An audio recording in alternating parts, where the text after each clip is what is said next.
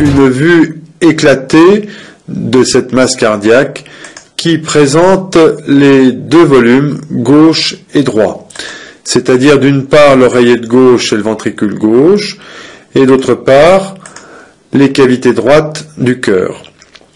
Cet espace qui est artificiellement créé ici passe donc dans le plan septal, et ce schéma permet ainsi de comprendre qu'il n'y a pas sur les faces septales des cavités gauche et droite d'orifice de communication.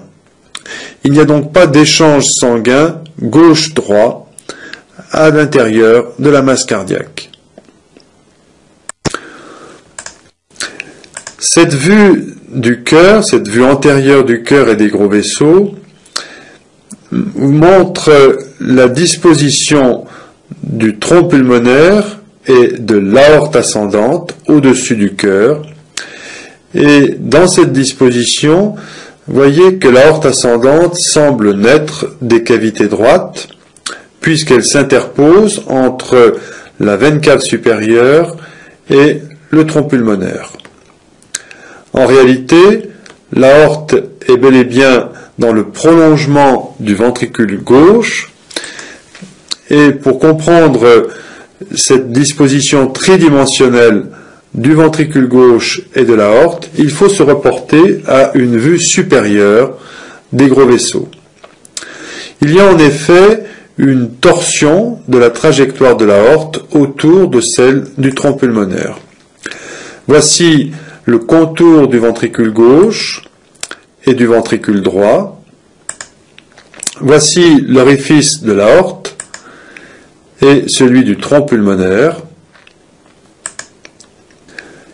Voici maintenant, avec ces deux flèches, la torsion des deux gros vaisseaux, l'un par rapport à l'autre, qui entraîne une bascule vers la droite de l'aorte ascendante et vers la gauche du tronc pulmonaire. Voici maintenant sur ce petit schéma vu de face, avec une échelle de gris différente pour les cavités gauche et droite, la position de l'aorte en gris sombre, celle du tronc pulmonaire en gris plus clair, et encore une fois, ce phénomène de torsion d'un vaisseau par rapport à l'autre, ce qui donne l'illusion que l'aorte a une naissance plus à droite que le tronc pulmonaire. Voici maintenant une vue éclatée dans le plan atrio-ventriculaire.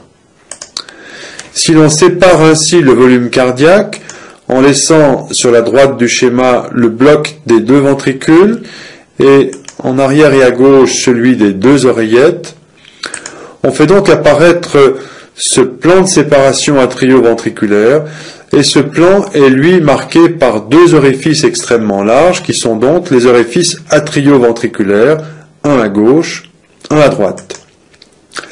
Il y a donc de chaque côté, au niveau de chacun des cœurs, cœur gauche et cœur droit, une communication atrio-ventriculaire. Voici maintenant une organisation tridimensionnelle des quatre cavités. Et donc, à partir de ce volume global du cœur,